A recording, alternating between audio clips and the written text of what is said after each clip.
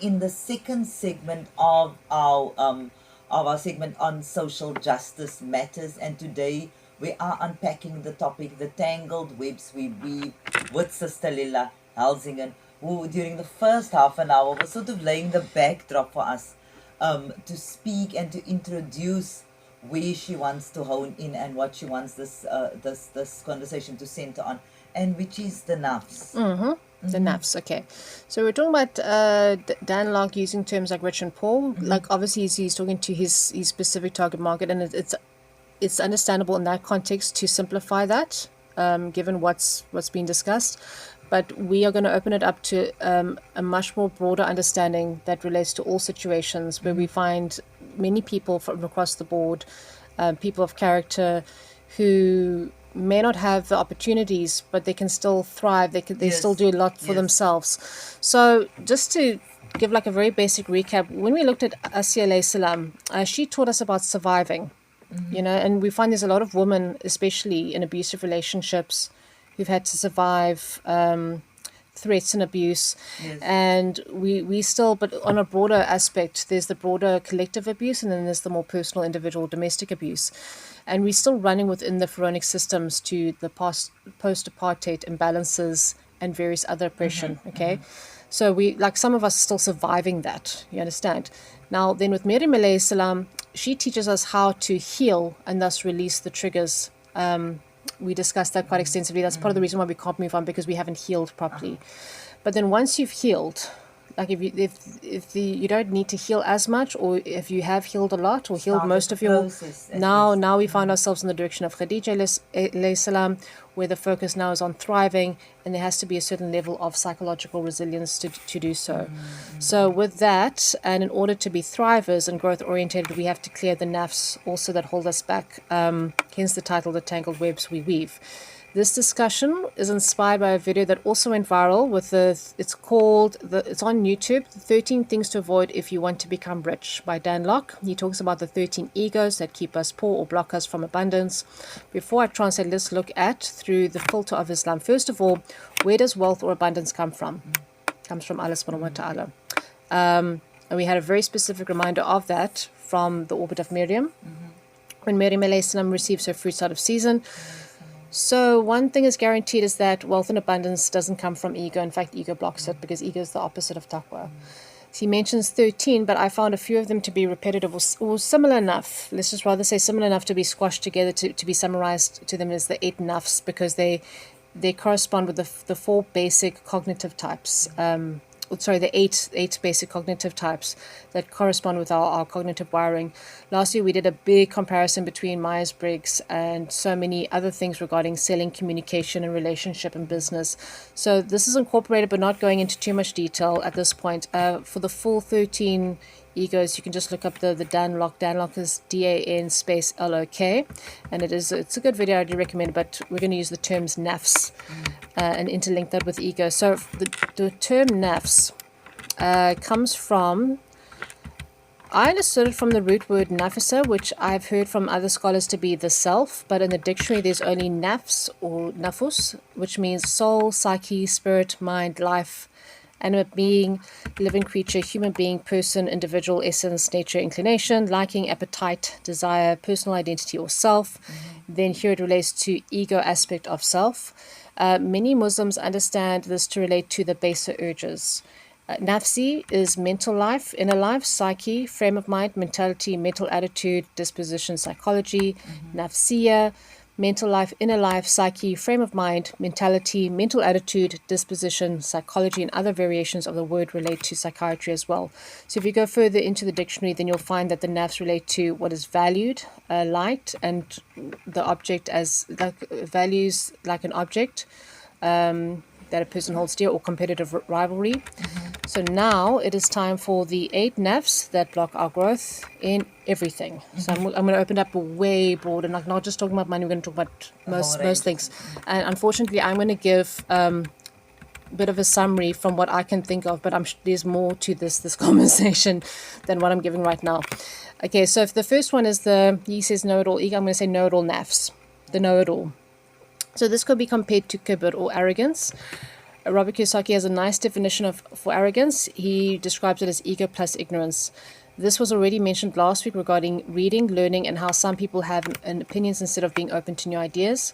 But here I want to open it up to include other aspects of growth, like our dean. For example, we spoke about Dan Gibson cherry-picking religious information to justify his random view that the original Qibla was somewhere else. So you find people do that. They cling to an opinion or a view, and instead of reading scriptures to grow and to get inspiration, they just want to justify a point, and that's it. That's all they want to do. So this is a classic illustration of someone looking at religion to prove a point instead of having the need to learn something and grow as a person. Now, did any of the Anbiya act like they knew it all? Did any of the prophets act like they knew it all? Most of them didn't, and on the rare occasions that they did, they were corrected. Like, for example, Musa alayhi salam being introduced to Al-Khidr, when somebody asked him, oh, are you the smartest man? Are you the most knowledgeable? And instead of saying, Allahu alam, he said, well, yeah, of course. So he was corrected there. So, and then if you look at Ibrahim alayhi salam, he was very much known as a critical thinker. And then if you look at the Prophet Muhammad sallallahu alaihi wasallam, he would tell people he didn't, like somebody asked him a question, if he didn't know, he would just say, I don't know. He didn't pretend to know everything. And yet you find people today, they think they know everything. And it's such a pet peeve, because if you say, the know-it-all person is like, if you say to somebody, you mention anything, they're like, oh, I know all about it. Yes, of course. I know all about it. That's let me correct you. Yes, yes. Or I'm gonna push my view. I'm not gonna factor in. It's like, my position is that if you have two lawyers walking into court and each has a case file, for you to be a successful lawyer, you have to know not just your case, but the other case as well. So you cannot argue effectively against another case if you don't know what their case is. Of course. That is my thing. It's like, you need to know what the other person's argument is before you can respond, before you can counter it. And so the know-it-all ego or nafs is somebody who's not even interested in the other case. Their position is their position, and they're just going to push it. So of course, what are you going to learn? How are you going to grow from there? So then there's number 2 is the fearful or shy nafs. Locke describes fear as false evidence appearing real. So it's obvious how it wouldn't benefit a business person or professional at all to be fearful or shy. The Prophet Muhammad ﷺ said that there are 2 types of people who will never learn, and that is the one that is too proud and the other who is too shy, as in too shy or too proud to ask or seek information. So all the Anbiya, and this includes the best of women, have had to face their fears, whether it was stuttering Musa alayhi salam, gearing up against the big bad Pharaoh, the Prophet Muhammad ﷺ facing ridicule or diving into the thick of battle, or Isa alayhi salam sweating in the garden before they attempted to crucify him. As for the woman, the best of women, and those bridging in between, we have so many examples. Asiyah AS also facing the persecution of Pharaoh, Maryam AS facing her judgmental community with a baby, peace be upon the baby, and her Khadijah AS coming from a place of comfort to having sacrificed everything, which is what rich people fear the most, is loss. And that's actually that is a very real trauma. If somebody is accustomed to a comfortable life, and then they experience extreme poverty by giving up everything, that is going to have a very jarring cognitive effect. So that is a very, very real trauma. But that's something that she faced. And then as for her daughter and their grandchildren, what fears did they have to confront and face? And the Quran tells us that we will be tested with what we fear, among other things. So what holds us back a lot of the time in both dunya and akhirah is fear, and this includes shyness, not relating to haya, as in every religion has a characteristic, and the quality of Islam is modesty. Shyness and modesty are 2 different things. Shyness relates to the hesitant resistance that's rooted in fear, much like we saw with Queen of Saba when having reservations regarding King Sulaiman alayhi salam. Allahu alam. So this brings me to my next point. Number 3, the comfort zone nafs. This is when someone doesn't want to require more of themselves and they don't want to grow. They're content to stay put and don't like to challenge the status quo. If someone wants to be successful in either business or in deen or in anything, then striving beyond the comfort zone is imperative. You can't get away. Exactly. There has to be a certain level of, like, so fitness is a good example. You have to be a little bit uncomfortable. This is the very basis of jihad for the sake of Allah subhanahu wa ta'ala. Again, the list of examples of the Anbiya being challenged to go out of their comfort zone is exhaustive. Like, where do we start? And the best of women, Asiyah alayhi salam, check. Maryam alayhi salam, check. Khadijah alayhi salam, check. Fatima alayhi salam, check. None of these people were in their comfort zones for very long. And my favorite example is Maryam alayhi salam, because you get a feel that she may have enjoyed hiding in worship. And please do not take this, nobody must take this the wrong way. She may have enjoyed hiding in worship like a quiet niqabi ninja, And I'm saying niqabi ninja because ninjas The and like association. people make jokes, but actually ninjas and niqabi, they might look similar, but that's because they have a similar goal, and the similar goal is to be stealth. You understand? The ninja wants to be stealth, but the niqabi wants to be unseen because she wants to connect that which is unseen. Maryam AS also wanted to connect with the unseen. So that was also, but it can also become a comfort zone if you're not careful. So Allah subhanahu wa ta'ala challenges Maryam AS to give birth in the wild and face her people, which if we consider that what she was accustomed to, then that would be very challenging. Subhanallah. So that's the comfort zone nafs. Then there's the fourth is the judgmental ego or jealous nafs. I put those two together. So in Danlog's video, he talks about how people will judge if they see someone in a nice car, and they'll have this, oh, who does he think he is? And he points out rightfully that you don't know that person and what that person has gone through. You don't know if he's a loving family man. We also don't know what this person has done for the community, if anything. The sentiment is shared by many wealth gurus and business coaches, not because they don't want to be judged, because nobody does, but it's observed that if people have like a type of hasad, then they limit themselves to being open to receiving more. You see, so it's a universal theme that many people have observed. In Islam, we are taught to look at those who have less instead of those who have more, so that we can be grateful. But we're also taught that if we do see someone with something like a nice car or a nice house, then we should rather say Alhamdulillah and make dua. We can also make dua that the person has the best of both worlds with protection from the hellfire. I mean, as well, because there's no dua that you make for somebody else that the angels don't make for you. You see, so what happens is that if you have a better attitude towards other people having nice things, you're actually more open to receiving as well. You see, so it opens you up. So also you can disagree with someone's decision. Like if you think that someone is being a bit excessive, or they're buying something that's like completely over the top, you can disagree with their decision. It is what it is. But my tip is that when you disagree with someone's decision, assume that they're superior to you in every other way. Just assume that they're superior in every other way, because if the problem is, as soon as you look down on somebody else, you're corrupt. And you don't want to have that judgment. You can disagree and not have that corruption. Yeah, and only you yourself will know where it comes from. Yeah. So if I, for example, if I criticize somebody, or then in this case, I mean, not even judgment, then I should ask myself, where does it come from? Does it come from a space where I actually feel, I would have liked that, and now I don't have it, and now I need That's to judge you. That's a good point, yeah. So yeah, also like the Prophet Muhammad says, do that which gives your heart peace. So if you criticize somebody but you feel peace in your heart saying it, yes, then you know that, okay, look, I'm just disagreeing. I like all love and respect to that person. They're amazing in every other way, but I happen to disagree with it. But walk away and leave it behind. Yeah, and then it is what it is. But if there's that niggle in your heart, then you know it's coming from the nafs, it's coming from the hasad. And then the problem is, if you indulge in that, you're actually blocking yourself from barakah. That's the problem. Of course. In addition to carrying this negativity around with you. Yeah, because it comes from an attitude of entitlement, which is definitely inspired by shaitan. And I pointed this out with relationships, when people see a couple and they're like, oh, why are they together? Like as if Allah subhanahu wa ta'ala didn't bring two people together. So that's an attitude of entitlement. That's not appropriate. Then I group together, wait for it, excuse making, justification, and blaming nafs. This was mentioned last week regarding income generation, but it also affects other areas of life, from our deen to relationships as well. When Allah subhanahu wa ta'ala confronts Iblis and Adam alayhi salam for the sins they committed, you'll notice that the devil always makes excuses. He's the first narcissist. He justifies his wrong behavior, and he either blames Allah subhanahu wa ta'ala or Adam alayhi salam. So all sons of Adam sin, but the best of those are those who repent, and repent means to take responsibility. So we don't make excuses. We don't justify our behavior or blame everyone else for our actions. This comes up a lot in addiction recovery, where people who strive from active addiction into recovery fully embrace accountability, and that gets them out of the victim triangle for good. In fact, the one expert addiction counselor says the one thing, if you want to do one thing that's really going to help you recover, is just completely reject the victim role. Just completely reject it, because that keeps you on the straightened path. So otherwise you're looking for reasons to justify why you're in a particular behavioral pattern. Exactly. It's a slippery slope. So in terms of business, I've heard Dan Locke say, regarding business, if my business fails and it's completely my fault, then what does that mean? So that kind of forces the business owner to think and do things differently and to do things better. So same with relationships. There are a lot of people who, they're not interested in counseling, they're not interested in working themselves, they just blame their partners and move on.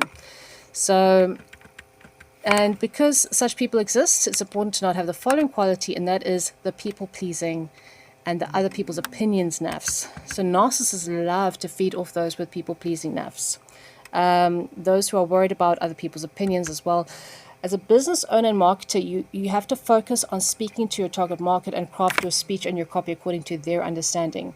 They will respond and run with what you offer, but you will also get trolls. Trolls are just foolish time wasters who have no sense of priority management or focus in their lives. I was running a gallery, and there was a section of impressionist type art that was moving quite well, and it was done by a prolific artist. And then there was a woman, she basically stood there for 10 minutes, and for 10 minutes basically discussed how she didn't like the paintings, and she even used the term squiggly to show you how much more ignorant she was. And I'm sitting now, I'm not the owner, so I had to bite my tongue. But in the back of my mind, I'm thinking, why don't you go stand where you like the art or like the objects and admire? Why are you standing there for 10 minutes basically discussing why you don't like the paintings when you could be somewhere? Then go somewhere else. Go look at a tree that you like. Go look at a painting or something that you like. It doesn't make sense to put all your energy focusing on that, but you don't. It's impractical. It's like you're not. Like what you're doing. To torture yourself. Basically, it's like it doesn't make logistic sense to do that. No, it's impractical. It's just completely impractical. And I see it because I do advertisement for Dental and Author online. We have online consultations and author quotes. And alhamdulillah, we get a lot of great responses and a lot of great leads. But then every now and again, you'll see a person who just clearly doesn't have a life, trying to be rude and disrespectful. And it's just like, just move along. If it's not for you, it's not for you. Absolutely. Find a space somewhere else. Go look at that which you do like.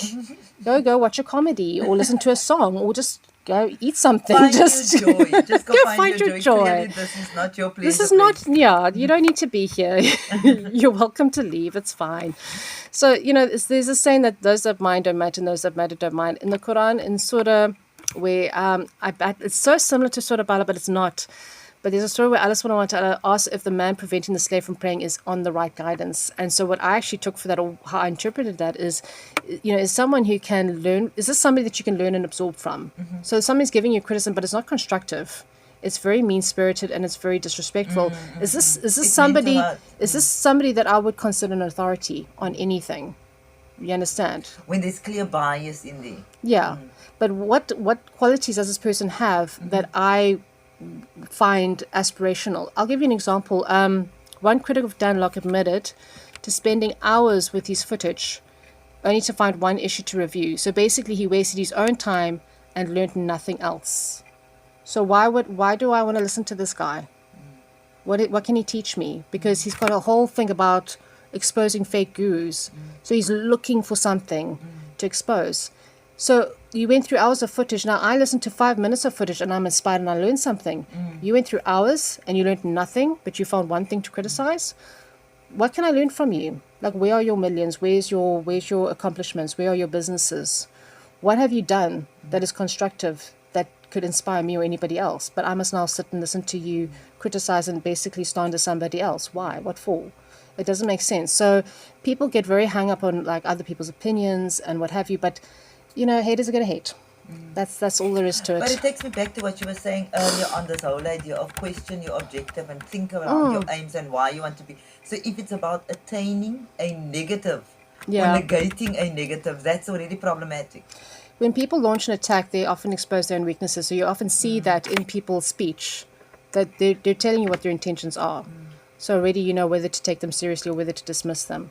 And then also we mentioned that there's mental health issues are on the rise, and that is going to mess with people's perceptions on things as well. Like they say, if you, for example, suffer from depression, that really harms your perception on reality. And so we have to also take those things into account as well. See? So then there's something similar, but it's not the same as the fake Nafs, the fake equal the fake Nafs. It's not the same as the previous, which is rooted in feeling extroverted and caring too much about other people's thoughts and feelings. Being fake has more to do with being disconnected with the true self and sense of self. Not all fake people have empathy. In fact, narcissists have no empathy and are completely duplicitous. So with the Ambiya and the best of women, we find consistent sincerity. these are very real and authentic people in the way they express themselves and engage with others. Two signs of being a munafiq are the hypocrite, or a hypocrite is when the person is lying or breaking promises, which are both rooted in deception. If someone is inclined towards pretense as opposed to integrity, then it's a slippery slope from there. So it's important to be grounded with a sense of self and sense of reality, inshallah. So then there's the final one, is the do-it-yourself nafs. Do it yourself, yeah. In business, this one is important because, as discussed, so if you want to go from self-employed to business owner, then you really have to challenge this one, because business is a team sport. If you're a business owner, then you are selling results, not time.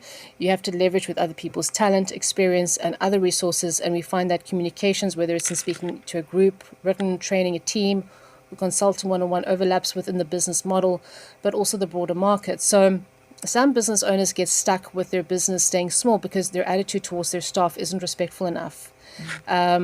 You get more out of people if you speak to them like they're equal.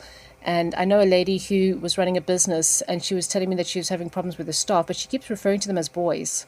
And I said to her, but that's your problem right there. You keep calling them boys. She says, oh, not to their faces. Yeah, but it's in your mind. It's in your head. And people feel it. They feel that energy. And it shows up in your non-verbal, in your tonality, in your body language, and it's the energy. It's the energy. And look, Allah doesn't change your outer situation until you change who you are in yourself. Second of all, as soon as you look down on another, you are corrupt. So I said to her, that has to change. As soon as you change your attitude towards others, you're going to get more out of them. You understand? Because it's very discouraging when people look down on you. You understand? So I've noticed that the do-it-yourself nafs often occupies the same space as people kind of looking down on their staff or the people that you're working with, and not trusting them or not giving them the chance to grow or develop or practice and train in their own skills. You see, you got to give people that space. My favorite tip in business is hire people that are smarter and better than you and get the hell out of their way. So because that's ego. Yeah, absolutely. So maybe in the final few minutes that we still have available, as usual, the time just flies, Sister Lila. Maybe you can just put together all of this for us, just for our listeners and for my own benefit. All of these that you were talking us through, Dan Locke, you were talking to us through the Nafs, you were talking to us about again, linking it to the direction of Khadijah. Okay, well, in the last few minutes, I'm just going to point out the climax to this last nafs, which is the do-it-yourself, because it also relates to the previous. If we say that there's la ilaha illallah, there's no God but one God, then we do what we can, but at the same time, we also have to incorporate others in a way that is respectful and appropriate, inshallah. And so last year we spoke more in depth, and we discussed introverted and extroverted cognitive wiring in relation to all of these in a lot of detail. But we've incorporated a lot of that discussion. We've summarized quite a lot of it here in this discussion. Now, next week, inshallah, we're going to be talking more about marriage and relationships. Not so much, it will be like premarital discussion, because we want to look at Khadijah alayhi salam as now a single professional woman, and how cultivating the self on a professional level, how that can positively impact the personal position that a woman finds herself in terms of being a quality woman, but then also looking for a quality man, inshallah. So next week's discussion is going to be a queen without a king. Again, another provocative topic as we continue finding our direction or journeying towards Allah, inshallah, through the best of women. Again, we are still continuing, follow the next week, as you heard Sister Lila pointing out, going in the direction of Khadijah, and we've really contextualized a whole lot. Khadijah is a professional woman, and so inshallah next week, yes, going to get personal, inshallah. Unpacking a new topic. As always, Sister Lila, shukran so much for sharing your insights. Afwan, shukran for having me. Assalamu alaikum wa rahmatullahi wa barakatuh. Wa alaikum salam wa rahmatullahi wa barakatuh. And you too have a beautiful day. Inshallah, inshallah. So that concludes today's segment on social justice with